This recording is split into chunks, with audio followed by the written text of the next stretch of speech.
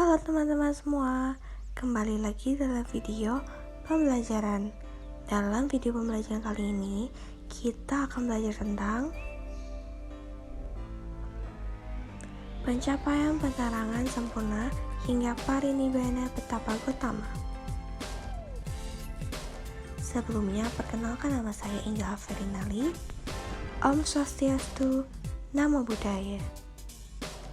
Baik teman-teman, tanpa berlama-lama lagi, yuk kita langsung lanjut ke dalam video pembelajarannya.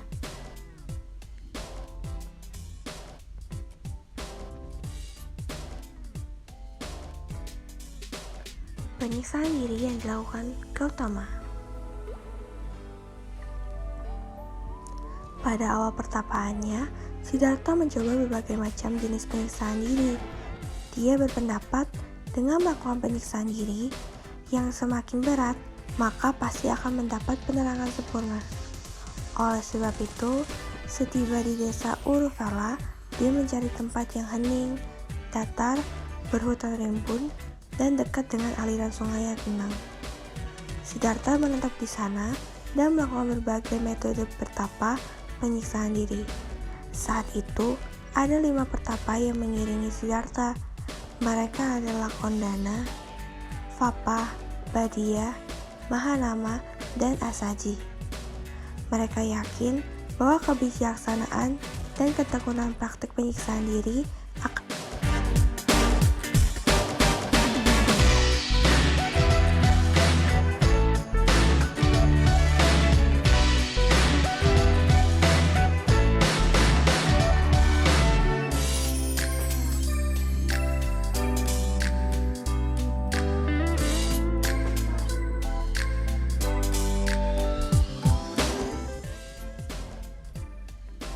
Mereka yakin bahwa kebijaksanaan dan ketekunan praktik penyiksaan diri akan mengantarkan Pangeran Siddhartha pada penerangan sempurna yang kemudian akan mengajarkan kebenaran mutlak itu kepada mereka. Siddhartha melakukan berbagai macam penyiksaan diri. Cara terakhir adalah dengan mengurangi dan berhenti makan sama sekali. Tubuhnya berubah menjadi kurus kerontang serta tak bertenaga. Akan tetapi tekadnya sama sekali tak tergoyahkan.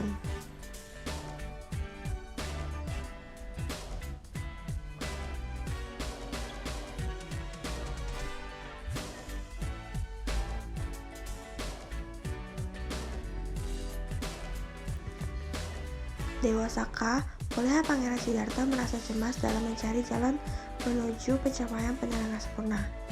Lalu Dewa Saka muncul dengan membawa gitar dan mulai memainkan musik dari gitar tersebut. Musik dari gitar tersebut membuat Pangeran Siddhartha berpikir. Ia memetik senar pertama dan lalu kencang, maka terputus senar kedua, terlalu lemah sehingga tidak bersuara, dan senar ketiga tidak terlalu kencang, maka menghasilkan suara yang merdu. Sekarang aku mengerti bahwa petapa harus mencari jalan tengah untuk mendapatkan penerangan sempurna.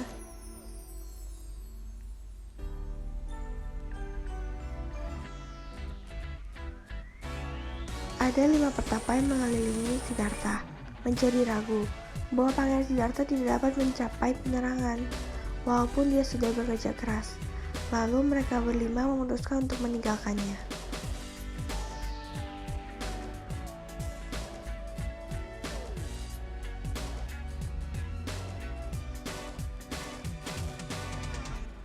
Lalu ada seorang wanita yang bernama Sujata, yang ketika harapannya terkabul, ia akan menyiapkan banyak nasi susu untuk dipersembahkan kepada dewa. Kemudian datanglah seorang wanita yang memberi kabar bahwa dewa pohon yaitu Siddhartha telah siap untuk menerima persembahannya di pohon bayan. Lalu wanita tersebut memberikan mangkuk emas yang berisi penuh nasi susu kepada Pangeran Siddhartha sebagai wujud rasa berterima kasihnya karena semua harapannya telah terkabul. Kesehatan Siddhartha telah pulih kembali. Ia telah menyadari bahwa usaha penerangan sempurna dengan metode menyiksa diri adalah bagaikan melilin pasir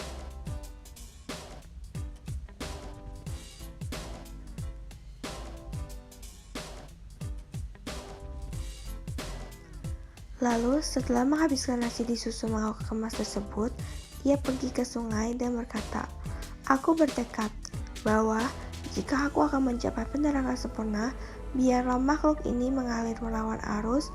Ternyata mangkok tersebut melawan arus. Dan mangkok tersebut pun bertumpuk dengan mangkok para Buddha yang sebelumnya. Pada hari itu, setelah membersihkan diri di sungai Naranjara, Siddhartha kemudian bermeditasi di bawah pohon salah, dekat sungai tersebut. Sepanjang hari, dia berlatih dengan tekun, berharap dapat mencapai penerangan sempurna di keheningan malam yang bebas dari lalu lalang orang. Pada senja hari, Siddhartha meninggalkan pohon salah dan berpindah ke pohon Bodhi. Waktu berjalan, dia berjumpa dengan tukang rumput bernama Sophia yang mempersembahkan rumput kepadanya sebagai alas duduk di bawah pohon Bodhi. Kemudian, Pangeran Siddhartha duduk dengan menghadap timur.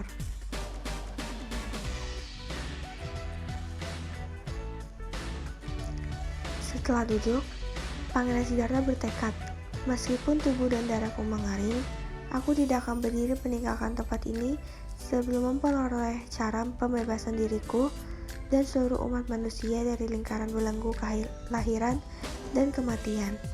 Sejak saat itu, Siddhartha membersihkan dan memutuskan pikirannya untuk pemahaman kebenaran mutlak. Dia merenung dan bertanya pada dirinya sendiri, dari manakah asal penderitaan ini? Bagaimana agar dapat terbebas dari penderitaan?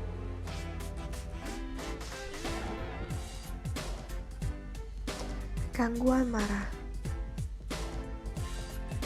Aku selalu mengawasi Pangeran Siddhartha setiap saat untuk mencegah ia menemukan jalan mengakhiri penderitaan.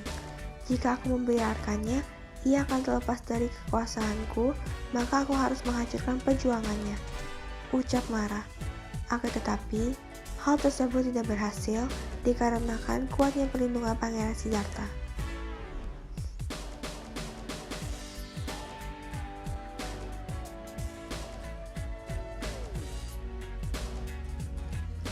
Penerangan sempurna. Akhirnya, dia menemukan bahwa penyebab utama lingkaran kelahiran dan kematian semua makhluk adalah kebodohan batin, kemelekatan, dan nafsu akan kesenangan duniawi yang tidak nyata dan tidak kekal. Sebab itu, bagi mereka yang ingin terbebas dari cengkraman tumimbal lahir, hendaknya menyiapkan segala ketamakan nafsu dan kemelekatannya.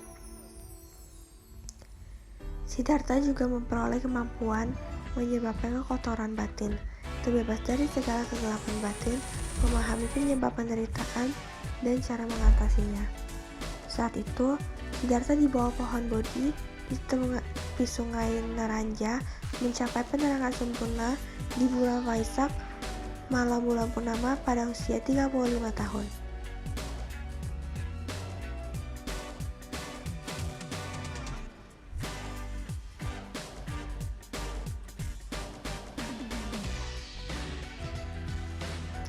Tujuh minggu setelah penerangan sempurna, Buddha duduk bersila kaki di bawah pohon Bodhi, tanpa mengubah posisi tubuhnya, selama seminggu pertama sambil mengalami kebahagiaan pembebasan. Pada hari ke-7, ia keluar dari konsentrasi, dan selama waktu itu, jagat pertama hingga malam itu, ia merenungkan sebab musabab yang saling bergantungan. Minggu pertama ini dikenal sebagai minggu duduk. Pada hari ke-8, Buddha bangkit dari duduk lalu berjalan beberapa langkah ke arah timur laut. Kemudian ia berdiri sambil menatap pohon Bodhi, terus-menerus tanpa mengejamkan mata. Selama seminggu penuh, hal ini dilakukannya sebagai tanda terima kasih dan penghargaan yang mendalam kepada pohon Bodhi yang telah menemaninya selama perjuangannya.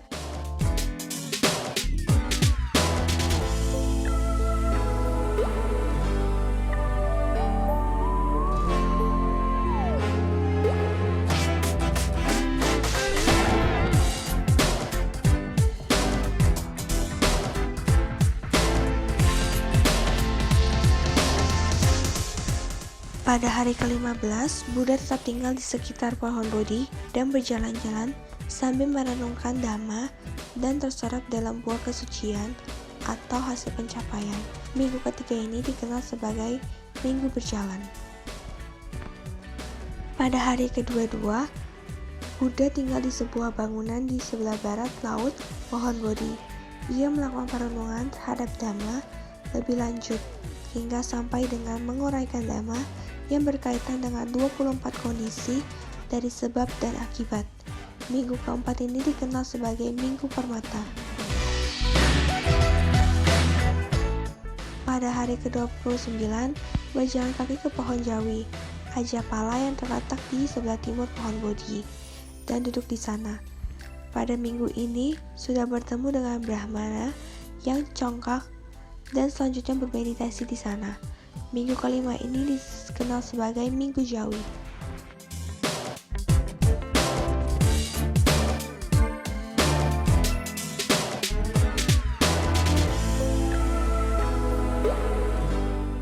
Pada hari ke-36, menuju ke kaki pohon putat yang tidak jauh dari pohon Jawi.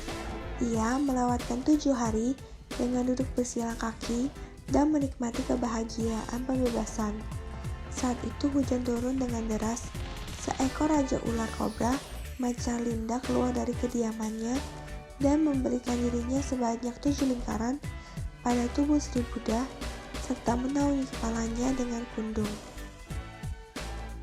yang lebar, sehingga pada akhir minggu ke-6, minggu ini dikenal sebagai Minggu Macalinda.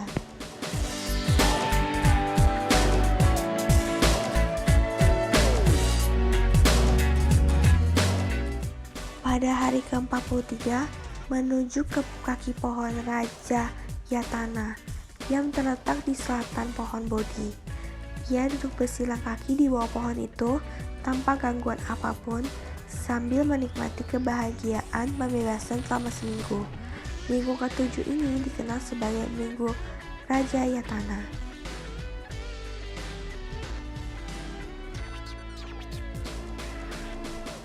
Pada senja yang sejuk, Bhaggava tiba di Tamarusa Istapana.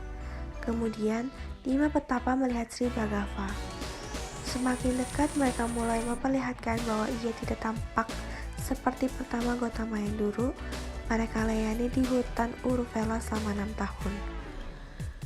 Mereka melihat bahwa tubuhnya bercahaya, tiada lagi banding, dan mereka juga mendapat kesan tentram dan damai dari dirinya. Tak seorang pun di antara mereka yang sadar apa yang telah terjadi, karena mereka akhirnya tak kuasa menaati kesepakatan awal mereka yang menolak menghormati. Dengan segera mereka berdiri, salah satu mendekatinya dan membawa mangkuk serta jubah, dan setelah itu Sri Bhaggava duduk. Mereka memberikan hormat dan menyapanya. Setelah itu, Sri Bhaggava menyatakan bahwa dirinya telah berhasil mengatasi kelahiran dan kematian dalam hidup ini, dan akan mengajarkan Dhamma yang ia temukan kepada mereka. Dan setelah itu, kelima pertapa dapat diyakinkan oleh Sri Bhaggava. Kelima pertapa itu duduk diam dan siap menerima petunjuknya dari Sri Bhaggava, membabarkan khotbah pertamanya, yaitu Dhammacakkappavattana Sutta.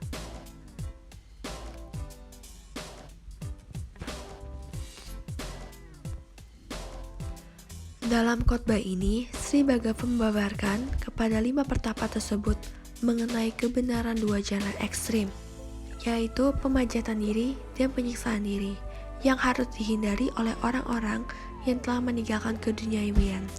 Kemudian, ia membabarkan 4 kebenaran mulia. Ia juga menunjukkan prakteknya.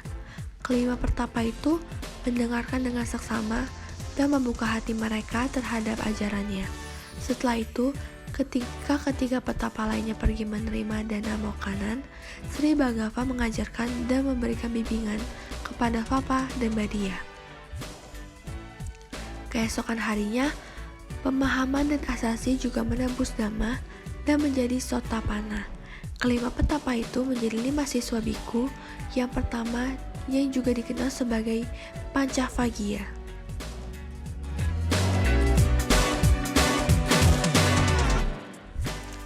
Setelah Sri Bhagava memberikan pencerahan kepada 5 pertapa pertama beliau, bersama kelima siswa pertamanya, itu berdiam di Tamarusa, dan saat sedang berjalan-jalan di tempat terbuka, ia bertemu putra saudagar kaya, yang bernama Yasa, yang mengalami kegundahan batin terhadap kehidupannya dan pergi dari rumahnya.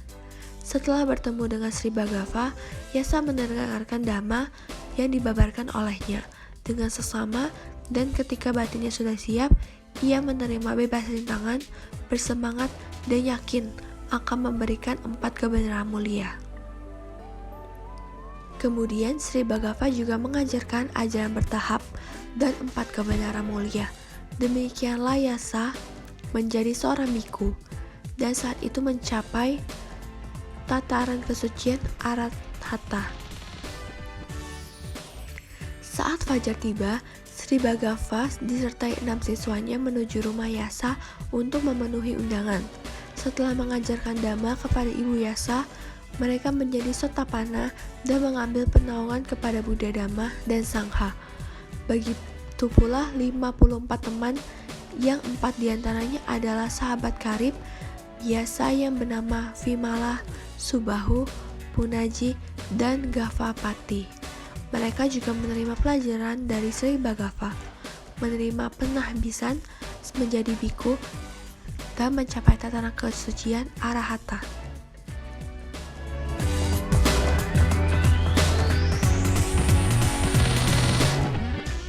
Demikianlah pada saat itu terdapat 61 Arahata di dunia, yaitu Buddha, Pancavaggya, Biku Yasa, dan ke-54 sahabat Yasa. Kemudian, Sri Bhagava bermaksud menyebarkan dhamma kepada semua makhluk di alam semesta tanpa memandang apakah mereka berkota tinggi, rendah, atau pariyaji, tanpa memandang apakah mereka raja ataupun pelayan kaya ataupun miskin, cantik ataupun buruk, sehat ataupun sakit, dan lain-lain. Demikianlah ia mengutus 60 siswanya yang telah tercerahkan untuk mengembara dari satu tempat ke tempat lainnya. Ini mendatangkan karya duta dampak pertama dari sejarah umat manusia. Mereka menyebarluaskan sama yang luhur atas dasar welas asih,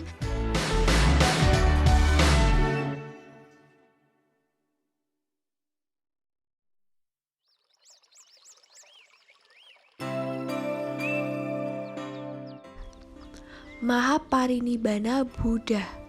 Biku Ananda yang memperhatikan bahwa Sri Bhagava tidak menapas menjadi cemas dan berkata kepada Biku Anurada, "Sahabat Anurada, Sri Bhagava telah mangkat."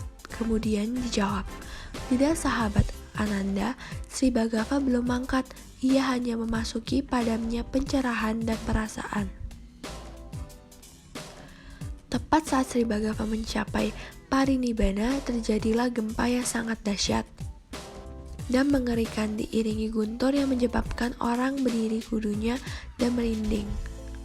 Pada saat itulah, pada waktu jaga malam yang terakhir, pada bulan purnama dan pada usia 80 tahun, tanpa meninggalkan sisa apapun,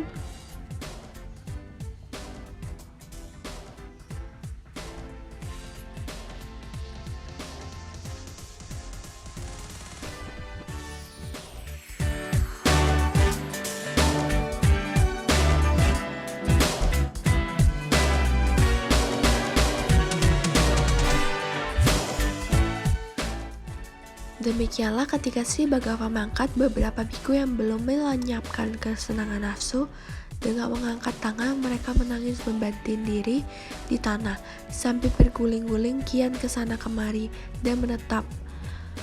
Tetapi para biku yang telah bebas dari hawa nafsu dengan penuh kesadaran dan pengertian yang benar merenung dalam batin, segala sesuatu adalah tidak kekal, bersifat sementara.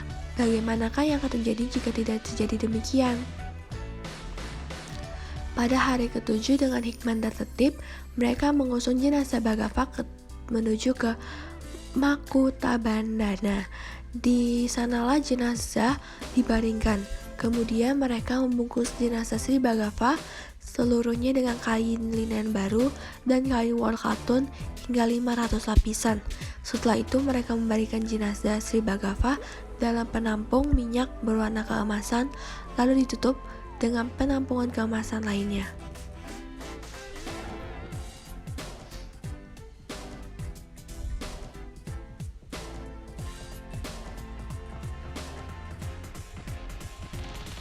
Demikianlah setelah dilakukan penghormatan oleh Mahakusapa berserta ke-500 biku, maka dipancarkan Sri Bhagava. Lalu terlihat api menyala dengan sendirinya dan membakar seluruhnya. Setelah api kremasi padam, Sukumala dan Gusti Nara mengambil religi Bhagava lalu ditempatkan di tengah-tengah ruangan sidang mereka yang kemudian dipagari sekelilingnya dengan anyaman tombak-tombak, lalu dilapisi lagi dengan pagar dari ponah dan busur-busur. Di sanalah mereka mengadakan upacara puja bakti selama 7 hari untuk menghormati relief seni Bhagava dengan tari-tarian, nyanyian, dan lagu-lagu kebaktian. Banyak sekali berbagai suku yang memperebutkan sisa relik yang kemudian Brahmanadana membagi dengan adil dalam 8 bagian yang sama. Setelah membagi itu, ia berkata kepada sidang, "Demikianlah biarlah tempayan ini saudara-saudara berikan kepadamu. Untuk tempayan ini akan kudirikan sebuah stupa dan sebagai penghormatan aku akan mengadakan perayaan dan kebaktian." Akhirnya, tempayan itu diberikan kepada Brahmanadana.